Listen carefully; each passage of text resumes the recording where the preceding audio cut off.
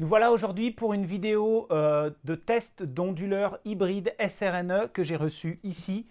Alors, vu qu'ils me l'ont offert, c'est comme si c'était une vidéo sponsorisée. Donc, je dois annoncer qu'il y a bien un lien, un partenariat commercial dans cette vidéo puisqu'on m'a offert l'onduleur. C'est obligatoire de l'annoncer.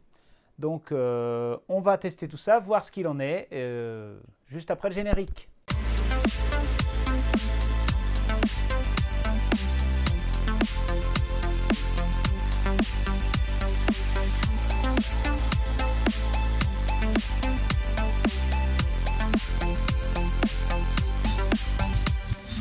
Certains fabricants, marques ou vendeurs n'aiment pas lorsque je teste leurs produits. Pour éviter les poursuites ou les menaces, je n'exposerai dans cette vidéo que les résultats de mes mesures. Elles sont réalisées dans un cadre précis et le plus souvent avec un contexte donné. Je pense avoir le droit à l'erreur. Et les fabricants, marques ou vendeurs ont un droit de réponse. C'est une occasion pour chaque fabricant d'améliorer son produit. Et pour moi, c'est l'occasion de mieux connaître les produits. Mais aussi permettre d'anticiper des pannes ou diagnostiquer des mauvais fonctionnements. Au départ, j'en voulais pas d'onduleur, pas spécialement SRNE, mais d'onduleur hybride, parce que la gamme qu'ils proposaient en ligne ressemblait énormément au Voltronic, WKS et autres. Puis ils ont insisté. Alors je dirais pas que j'ai cédé, je leur ai dit ok, je veux bien, mais vous m'envoyez un 4000 watts, quelque chose qui correspond à l'usage de ma clientèle. Le 4000 watts, c'est le plus proche de ce que j'ai comme usage. Ils m'ont envoyé un 6000. Pourquoi je voulais un 4000 watts? Parce que je voulais qu'il soit plus facile à comparer par exemple avec un Extender 4000. Et c'est surtout que je voulais qu'il ait une consommation le plus faible possible à vide. Parce qu'à partir du moment où on a un 6000 watts, il ne faut pas s'attendre à avoir quelque chose de super économe dès qu'on monte en puissance.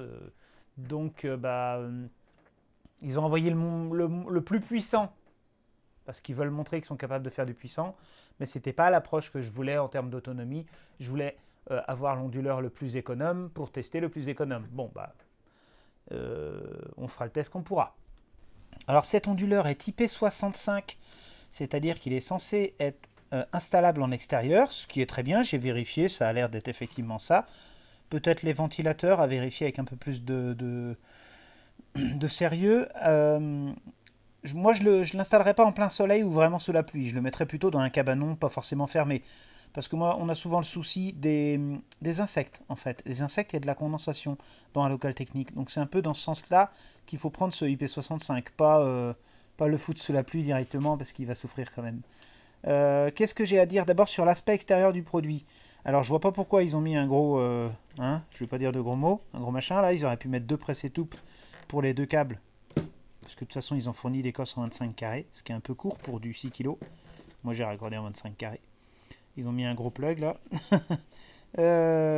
Ok, très bien. Je sais vraiment pas pourquoi. Franchement, je vois pas. Sinon, tout le reste est bien raccordé. Parce que c'est vrai que là, du coup, le IP65 il est moyen, quoi. J'ai tout obligé de faire un trou dans la membrane et voilà, c'est moche, quoi. Faut remplir de silicone après ou de mousse. Mais bon, soit. Ok. Le bouton d'allumage, c'est un bouton poussoir, c'est pas un interrupteur. J'ai vu dans la notice qu'a priori, il fallait le laisser allumer même pour qu'il charge en solaire. On pouvait pas l'éteindre, mais je testerai. Pendant mes tests du coup. Moi je l'ai raccordé en direct comme ça parce que je ne veux pas passer dans les presse-étoupe, mais c'est ma facilité à moi. Je vous ai l'intérieur de ce produit. Ça a l'air un intermédiaire entre le Daillé et le WKS. C'est pas non plus la meilleure qualité, mais en même temps c'est pas non plus un onduleur très très cher. Je connais pas le prix public actuel. C'est à mon avis dans les 1000 euros. Par rapport à sa puissance, ça ne doit pas être très cher. Pourquoi je vous dis ça? Parce que c'est un nouveau modèle et j'ai pas de fournisseur concret de cet onduleur là. C'est vraiment le fabricant qui me l'a envoyé en direct de Chine, donc j'ai pas le prix. J'ai un tarif, mais c'est un tarif douanier qui n'est pas du tout représentatif. Qu'est-ce que je peux dire aussi? L'étiquette sur le côté, elle est bien. C'est pas souvent que je vois ça. C'est-à-dire que j'ai vraiment les courants de charge, j'ai vraiment le courant du MPPT, les limites. Les infos sont dessus. J'ai pas besoin de la notice technique pour comprendre que c'est un MPPT de 100 ampères qui est à l'intérieur, alors que les autres onduleurs que je présente à chaque fois, on a toujours des soucis pour choisir les panneaux solaires. Et c'est un MPPT qui accepte 22 ampères en entrée. C'est pas 10 ampères, 15 ampères, donc c'est pas trop faible. On peut mettre n'importe quel type de panneau solaire. Ça, c'est un point positif. Il faut les soulever, les points positifs. Aspect extérieur, toujours, la peinture, elle est pas... elle n'a pas l'air voyez, il y a des rayures, elle a l'air de s'abîmer facilement. Ça n'a pas l'air d'être la meilleure peinture du monde. Après, est-ce que c'est important? J'en sais rien. Voilà, moi j'aurais fait une peinture plus propre, mais bon, c'est comme ça. Sinon, c'est bien de la visserie inox. Il y a un compartiment étagère avec un ventilateur. Un interrupteur ici pour en cas de surcharge au réseau. Il n'y a pas d'interrupteur de sortie, donc il faut mettre un coffret avec un disjoncteur différentiel en sortie et toutes les protections. Il n'y a pas de sectionneur batterie, pas de sectionneur panneau solaire, donc il faudra les rajouter. Il n'y a rien intégré dessus. Il y a par contre une carte de communication qui a l'air plutôt correcte, hein, avec un contact sec pour commander par exemple un groupe électrogène. Moi je vais me servir d'un des ports RJ45 pour tester la fonction BMS.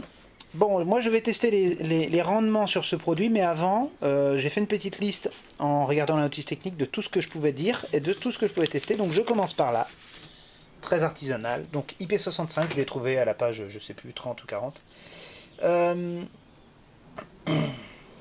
À gauche, c'est ce qui est annoncé, donc c'est ce que je dois vérifier. Ils me disent que le MPPT a un rendement de 99,9%. Je vois pas pourquoi, mais c'est ce qui est marqué. La tension maximum est de 60 volts en termes de charge de batterie, donc ça veut dire que c'est assez court. Et vous ne pourrez pas mettre certaines batteries lithium, notamment je crois les batteries lithium-ion standard qui ont besoin d'une charge plus forte. Les batteries liquides, pareil, qui ont besoin d'une égalisation assez forte, vous ne pourrez pas le mettre non plus. Il y a certaines batteries qui ont besoin de charger à plus de 60 volts, et donc là, la tension max, en fait, là, c'est pas la tension de charge, c'est la tension supportée. La tension de charge, c'est 58, c'est marqué là. Le chargeur, il va que jusqu'à 58. Donc on est bridé. Donc je crois que ça va jusqu'à 16 S en termes de lithium, et après, on peut plus.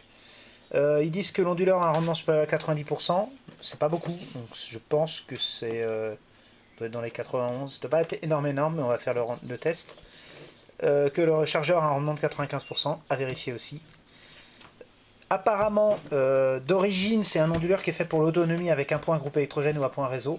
Mais dans la notice, il y a une fonction injection et sans batterie. Un peu comme beaucoup d'onduleurs maintenant. On peut le faire fonctionner sans batterie et il se met à injecter directement sur le réseau, comme le Daillé. Et une fonction injection, c'est-à-dire quand les batteries sont pleines, il injecte en entrée. Par contre, il n'a pas de prise d'ampèremètre pour faire du zéro injection. Il fait total injection. C'est déjà pas mal. Et disons que c'est la gamme en dessous vraiment du Daillé, exactement comme ce que je disais tout à l'heure. Il y a juste un réglage, on ne peut pas régler la puissance, on peut juste lui dire de le faire ou de ne pas le faire. Ce qui est déjà pas mal, franchement. Moi j'ai le test des mesures à faire, parce qu'il y a énormément de mesures sur l'affichage. Il faut que je vérifie la fiabilité des mesures. Je vais vérifier le mode économique, mais bon, ils annoncent entre 50 et 100 watts. A priori, il faut descendre en dessous de 50 watts pour qu'ils se mettent en économie, et qu'on monte au-dessus de 100 pour qu'ils sortent de l'économique. Donc ce qui est sur le papier n'a pas l'air d'être, n'est déjà pas ce qu'on attend de l'autonomie, donc je vais le tester, mais on verra bien. A priori, il y a une compatibilité avec du Pilontech et avec d'autres marques batteries, mais comme j'ai une Pilontech en stock, je vais tester comme ça. Pour l'instant, je fais le test sur du plomb. J'ai un test de pic de puissance à faire. Ah, il est annoncé pour 12 kg en pic, c'est un 6 kg normalement. Donc c'est cool, c'est-à-dire que c'est pas que un onduleur d'injection, c'est d'abord un onduleur d'autonomie. Je vais donc le tester comme ça. Je vais le paramétrer. Alors, son petit écran, qu'on voit rien. Petit écran, on voit rien. Petit écran. Voilà. Son écran est vert, il est un petit peu en couleur. Il présente le réseau à droite, les panneaux solaires à gauche, la batterie en bas à gauche et la maison à droite, enfin c'est-à-dire les consommateurs. Là c'est un compteur. Bon, moi je ne m'en préoccupe pas. Il y a tous les paramétrages. Alors c'est des boutons vachement tactiles. Voilà. Et j'ai tout un tas de paramètres où je peux régler les choses. Alors là ce sont des plages horaires, hein, time setup, hein, ce que j'ai fait.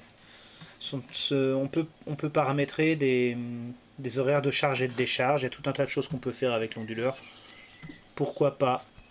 Ça, je vais pas trop m'en inquiéter au mode de fonctionnement. C'est pas pour vous vendre le produit dans le sens vous pouvez vous en servir comme ça ou comme ça ou comme ça. C'est tout simplement un onduleur chargeur qui est capable de faire de l'injection et il dispose d'un chargeur solaire.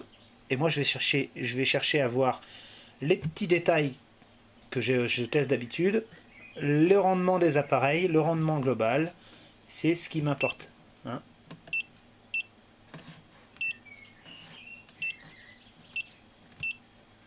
Voilà. Donc là, j'ai tout un tas de paramètres que j'ai déjà vérifiés dans la notice. Et donc, je vais vérifier ça. Alors, il y a un petit bip. Il n'est pas désagréable. C'est pas comme les gros WKS d'avant où ça faisait bip bip. Faut que je vérifie tout déjà. C'est assez rapide. C'est cool. Dans la notice, j'ai noté au fur et à mesure tous les paramètres qui m'intéressaient dans les réglages. En général, je vous conseille de faire ça quand vous avez un onduleur, peu importe lequel. Vous notez tout ce qui est bon, tout ce que vous avez à changer, tous les points d'interrogation, et comme ça, vous savez plus rapidement à quel paramètre il faut aller régler. Parce que sinon, c'est un enfer, sinon il y a trop de paramètres à régler. À la fin de la notice, hop, nous avons une double page.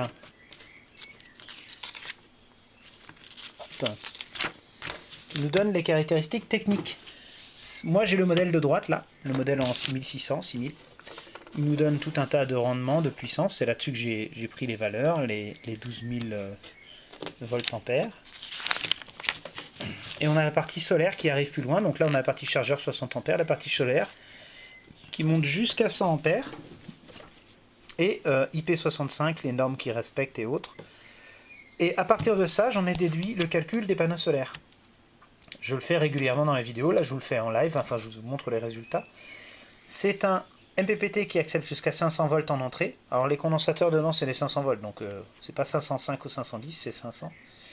Avec 22 ampères et 6600 watts maximum en entrée. 100 ampères de MPPT, donc je l'ai marqué ici. Donc 500 volts maximum 22 ampères. Ça fait que mon string, le string de panneau solaire, doit avoir une tension ouverte de maximum 454 volts au C. La différence c'est 10%, c'est la petite marge qu'on met par rapport à la température. Quand il fait froid, les panneaux solaires sont plus chauds, donc on met toujours une marge de 10%. Ensuite, il marque qu'on ne peut pas faire plus de 6600 watts en entrée. Il marque qu'il ne faut pas faire plus que 100 ampères de charge. Comme ça charge à 58 volts maximum, on peut de toute façon pas produire plus que 5800 watts. On remarque qu'il y a un écart de 12% entre les 6600 annoncés et les 5800 maximal produits par le MPPT. La tension maximum power du string est de 380 volts MP. Donc moi je suis parti de la tension max calculée avant pour déduire celle-là. J'ai établi un pourcentage entre les deux. Comment j'ai fait? Je me suis basé sur mes panneaux solaires que j'avais là. J'ai 37 volts en VOC et 31 volts en VMP. J'ai fait le pourcentage des deux. Et puis j'ai converti de l'un à l'autre, tout simplement. Donc je savais qu'il ne fallait pas que je dépasse 380 watts en MP. Alors on peut se passer cette valeur, il suffit de prendre celle-là, ça marche aussi. Moi je sais qu'avec 100 ampères, je conseille de mettre 4000 watts de panneaux solaires. Et comme moi je vais utiliser les panneaux Trina 405 watts, qui ont une tension un peu faible et un courant plus élevé, on est à 13 ampères. Déjà 13 ampères, je sais que je ne peux pas faire deux strings. Je ne peux pas faire deux boucles de panneaux, c'est pas possible. Je vais dépasser les 22 ampères. Donc si je veux augmenter encore plus en puissance, il faudrait que je prenne des panneaux qui ont 10 ampères pour faire deux boucles. Mais là c'est les panneaux que j'ai en stock et puis ça me paraît tout à fait convenir. Si on prend les 37 VOC, là, 37 volts à vide, et les 454 volts à vide maximum, qu'on fait l'un divisé par l'autre, pareil pour le MP, ça reviendra à la même valeur, on tombe sur 12 panneaux maximum, soit 4860 watts crête de panneaux, avec une tension qui va être entre 372 et 444 volts. Ça me paraît tout à fait raisonnable, pas trop peu, pas trop, donc c'est ce que je vais faire, je vais installer 12 panneaux, et puis je vais faire mon test, comme ceci. Ça me paraît bien. Alors j'avais dans l'idée de faire un test de surcharge, voir si je mets effectivement 6600 watts de panneau, pourquoi pas. Je pense pas que j'aurais besoin. Je pense déjà avec 4860 je pourrais vous montrer qu'on atteint les 100 ampères ou presque. J'ai pas non plus envie de le détruire, c'est surtout que ça me fait mettre beaucoup de panneaux dehors par terre sur une structure, ça va me briser le dos, j'ai pas envie. À un moment donné, je teste la performance du produit, je sais qu'il faut pas dépasser telle puissance. Si vous voulez le faire, bah c'est votre choix. Ok, bon, alors on passe aux différents tests.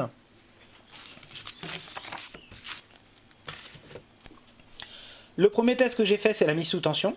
À la mise sous tension, j'ai rajouté un contrôleur batterie sur la ligne comme je fais d'habitude.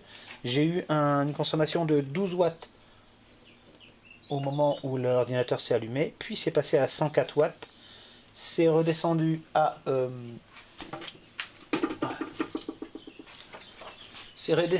80 à 90 watts et c'est remonté à 100 watts quand les ventilos se sont mis en marche. Et en le laissant comme ça tranquillement, là vous voyez l'écran s'est éteint. Là il est un petit peu en veille, il n'y a rien qui travaille, il fait du 220, hein, mais il n'a plus rien à réfléchir.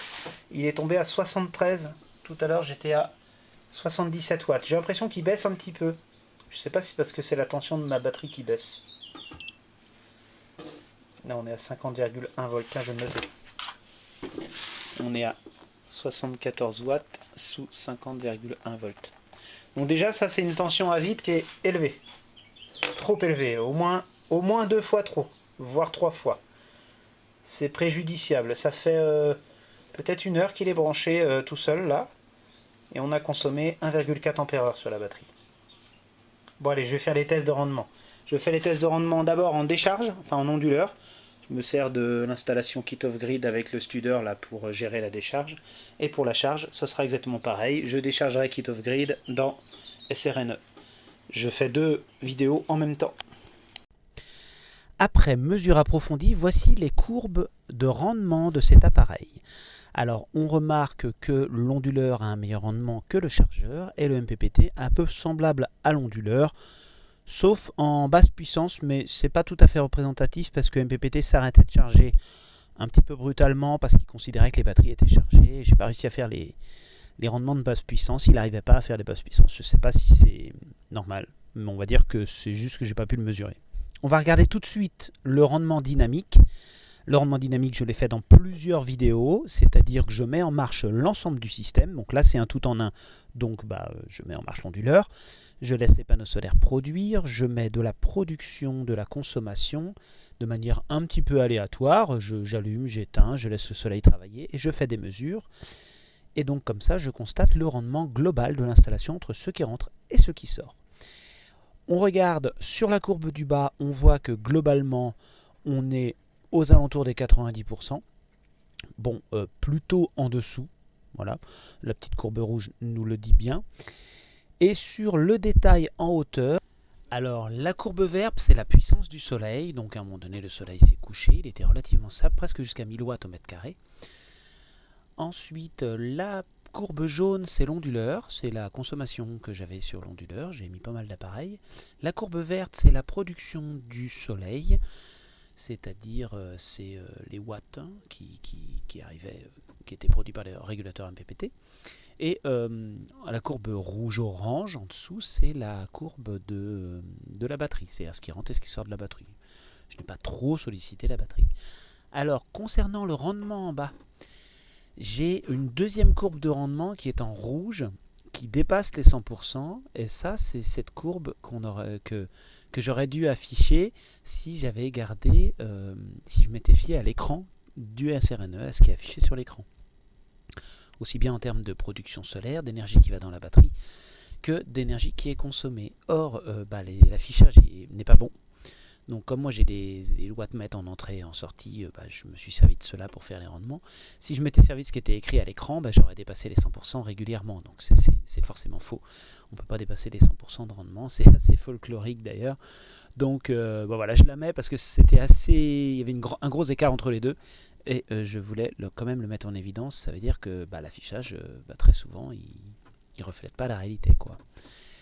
C'est régulier dans les onduleurs que je teste, je vérifie la qualité de l'affichage. Si on s'approche un petit peu plus des courbes du régulateur solaire, alors je le compare avec l'onduleur W et l'onduleur I. Le régulateur solaire a l'air pas trop mal, il est pas... par rapport à un onduleur W, le rendement est pas ouf, quoi. C'est pas du Victron ou du Studer. Je mets encore de côté le côté petite puissance sur la gauche parce que j'ai pas réussi à le faire, un petit peu comme le WKS, j'ai pas réussi. Peut-être parce que j'ai pas eu assez de moments de mesure, pourtant j'en ai fait plein des mesures, mais bon, voilà. Il est plutôt stable, c'est pas très élevé comparé au régulateur solaire que SRNE fait d'habitude, quoi. Concernant l'onduleur, alors l'onduleur a un meilleur rendement que le W et le I.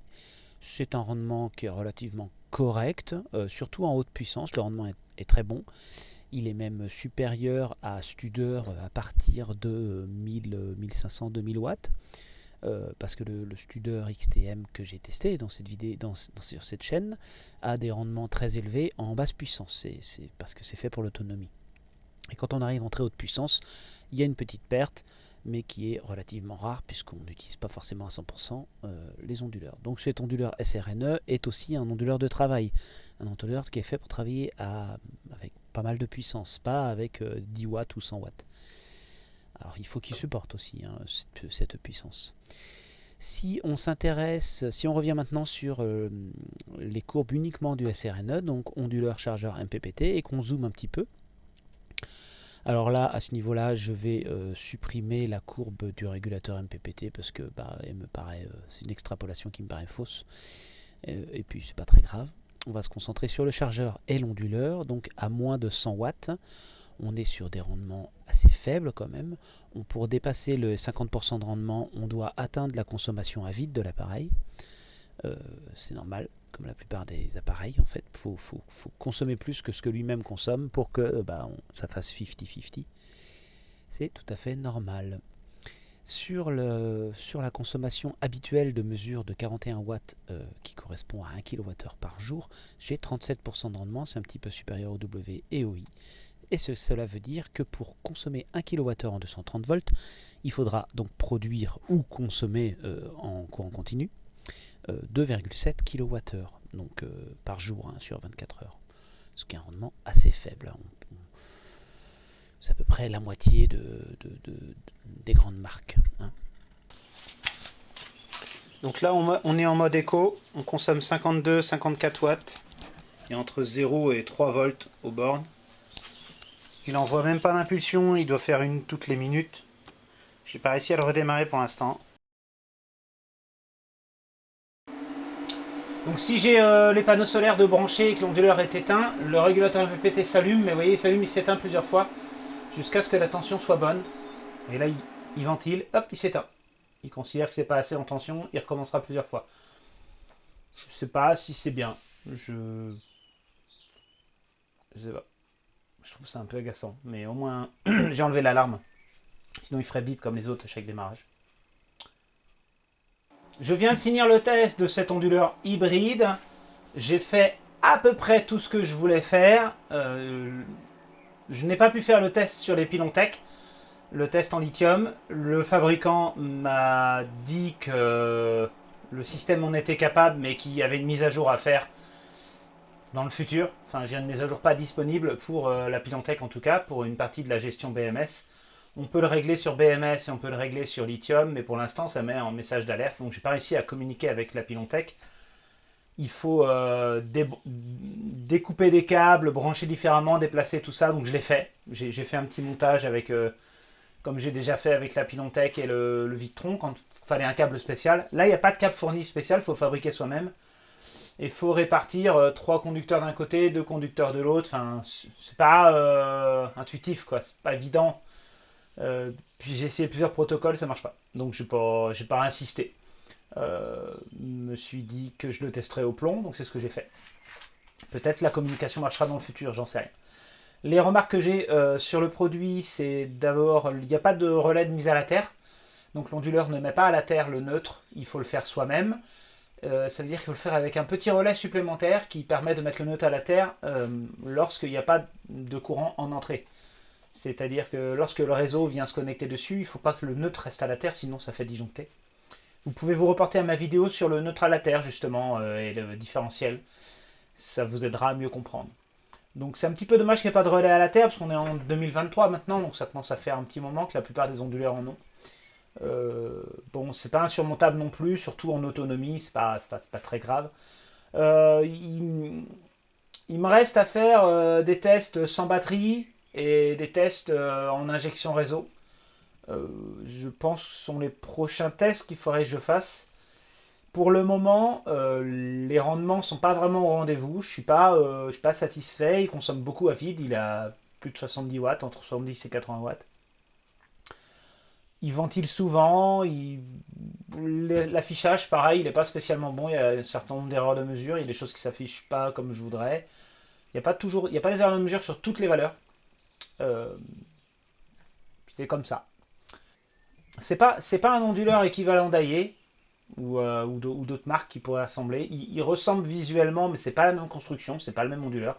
Peut-être c'est le même fabricant, mais je n'ai pas vu de similitude réelle dans la qualité de fabrication ou dans le... Le design ressemble un petit peu, mais c'est pas ça. Il est un petit peu plus proche du WKS, quoique, bon voilà, c'est un intermédiaire. J'ai pas eu de réponse du constructeur. J'ai posé la question comment ça se faisait que la qualité était moins bonne sur les onduleurs hybrides alors que leurs régulateurs MPPT que j'utilise ont de très bons rendements. Bon, je vais tester les régulateurs MPPT à part qu'ils m'ont envoyé, je ferai une autre vidéo. Bon, bah, je vais faire quelques tests complémentaires sur cet onduleur avant de sortir la vidéo. J'attends des réponses du constructeur. Pour le moment, je suis pas spécialement satisfait, quoi. C'est un peu dommage.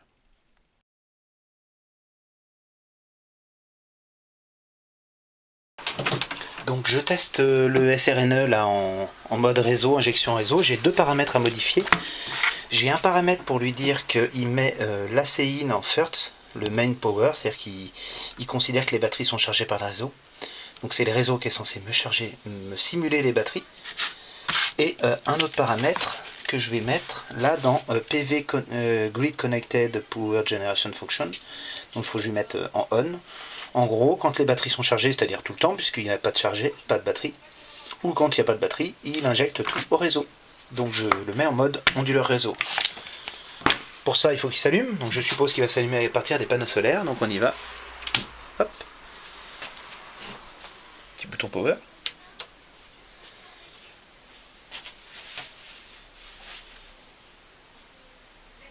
Voilà.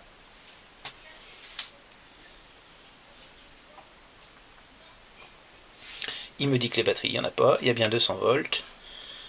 Il est en mode normal. En alarme. Pas de problème. Donc je vais... Voilà, 34, 40 volts. Il simule la batterie. Très bien. Donc maintenant, il faut que je vais paramètre ce qui manque. Je ne sais plus comment faire. C'est le paramètre 5.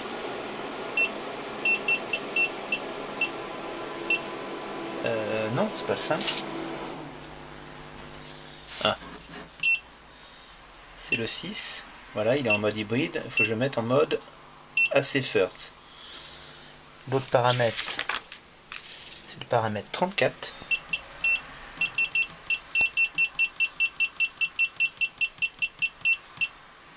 Voilà. Il faut le mettre en EAN. Validé. Je ressors. Très bien. Et je branche la prise. Pas du tout si ça va faire sauter. Je sais pas si le compteur il va mesurer. Je suis dans le flou là. Allons-y voir. Donc il consomme 3 watts. Il s'est éteint. Tiens.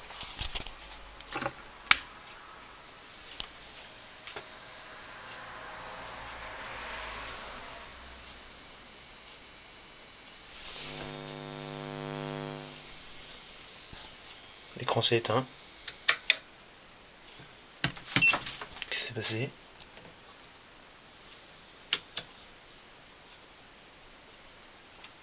Il s'est mis à consommer 80 watts. Il s'est éteint.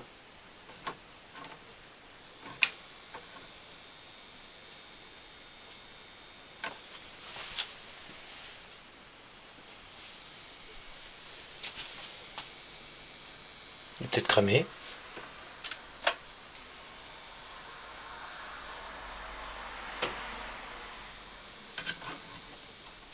Phase neutre, terre. Pas d'erreur.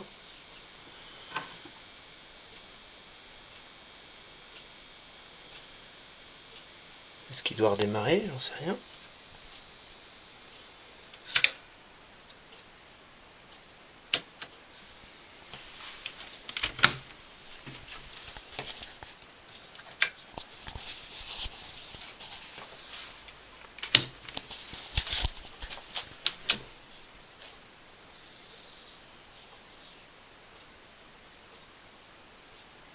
Voilà, il redémarre. Stand-by.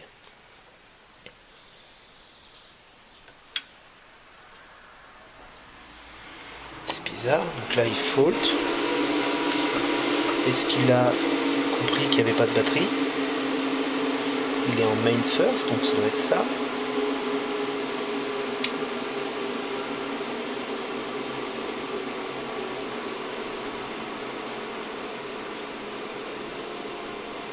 Je vais vérifier les paramètres.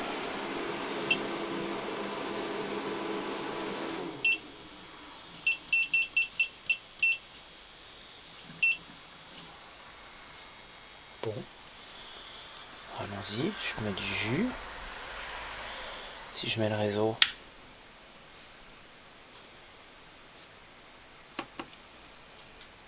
« 234 volts, 233 volts.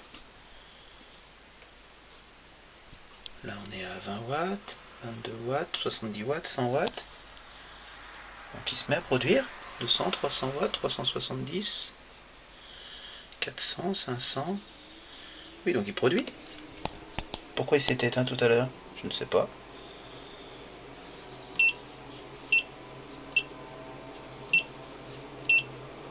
Là il me met 500 watts. Et il me dit qu'il injecte 700. Et je suis à 512. Oui, bah les compteurs sont faux comme d'habitude. Il peut pas prendre 500 sur les panneaux et en injecter 700, c'est pas possible. Je sais pas où il a vu ça, hein, mais...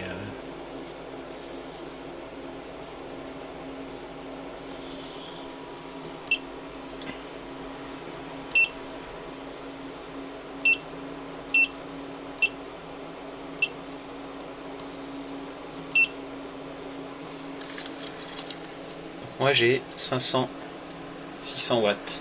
Il fait pas très beau dehors. Il produit ses 600 watts. 500-600 watts. Bon, je sais pas s'il a un très bon rendement, j'ai pas les moyens de mesurer à ce niveau-là.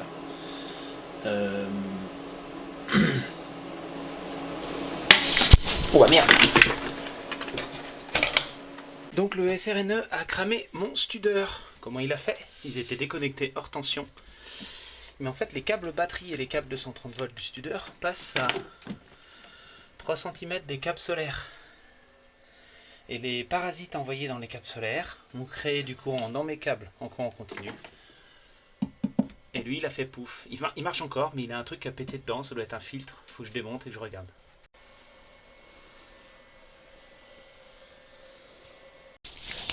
Donc voici ce qui a cramé dans le Studer. C'est un condensateur, petit condensateur rouge qui a éclaté sur tension. Donc il a protégé, hein. Je pense que c'est très bien. L'onduleur avait l'air de marcher après, hein. Ça sentait le cramer, mais bon, moi je vais l'emmener en réparation quand même. Il y a du noir un peu partout. Vérifier si ça marche bien, si ça crame. Donc il a bien supporté une surtension. Une surtension parasite. Ah bah il y a un deuxième condensateur qui a pété de l'autre côté. Donc parasite à la terre. Allez, en réparation. Bon, Studer en réparation, SRNE en vente. Je vous laisse vous faire votre propre avis après tous ces tests.